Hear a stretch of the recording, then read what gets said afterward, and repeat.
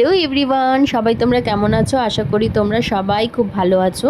দুর্গাপুজো তো প্রায় সামনে এসেই গেল। সবার নিশ্চয়ই প্ল্যান হয়ে গেছে কোথায় কোথায় ঘুরবে, কি ড্রেস পরবে। সবার নিশ্চয়ই শপিংটাও কমপ্লিট হয়েই গেছে।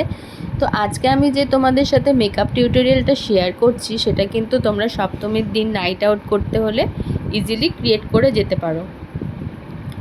আর নাইট আউট করতে হলে সবসময় কিন্তু লাইট মেকআপ করার চেষ্টা করবে। হেভি মেকআপ নাইট আউট করার জন্য একদমই পারফেক্ট নয়।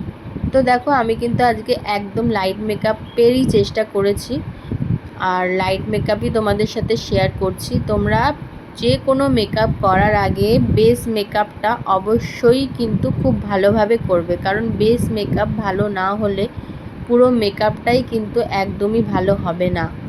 আর নেক্সট হচ্ছে ব্লেন্ডিং। তোমরা যে কোনো মেকআপ করো না কেন, মেকআপটাকে খুব ভালোভাবে ব্লেন্ড করো। আর যে মেকআপ প্রোডাক্টে তোমরা ইনভেস্ট করছো সেটাও একটু দেখে করো।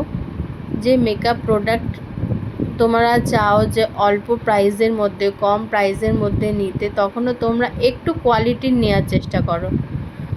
তোমরা কিন্তু যে কোনো মেকআপ ইউজ করলে তোমাদের কিন্তু মেকআপের যে ফিনিশিংটা হয় না, সেটাও ভালো হয় না, আবার কখনো কখনো স্যুটও করে না। তো সেই জন্য একটু কোয়ালিটির মেকআপ নেওয়ার চেষ্টা করো। আর আমি দেখো পুরো মেকআপটা কমপ্লিট করে নিয়েছি, আর এই জুয়েলারিটা আমি পরেছি। তো দেখো আমার ফুল লুকটা এরকম হয়েছে। এবার আমি কিন্তু কোনো আইল্যাশ ইউজ করিনি। তোমরা যদি চাও আইল্যাশ নিতে, তাহলে কিন্তু আইল্যাশ দিয়ে তোমরা লুকটাকে কমপ্লিট করতে পারো। আমার আসলে আইল্যাশটা পরা অতটা পছন্দ না, কারণ আমার একটু অ্যালার্জির প্রবলেম আছে। তো তোমরা আইল্যাশ দিয়েও কিন্তু ফুল লুকটা কমপ্লিট করতে পারো। আর আমার মনে হয় নাইট আউট করতে হলে আইল্যাশটা ব্যবহার না করাটাই উচিত হবে, কারণ নাইট আউট করার সময় অলওয়েজ তোমরা চেষ্টা করবে একটু লাইট মেকআপ রাখার। দেখো ফুল মেকআপটা আমি করে নিয়েছি। আর শারদীয়ার আন্তরিক প্রীতি ও শুভেচ্ছা জানাই সবাইকে। সবাই তোমরা ভালো থেকো, সুস্থ থেকো, আর পুজো খুব ভালোভাবে এনজয় করো।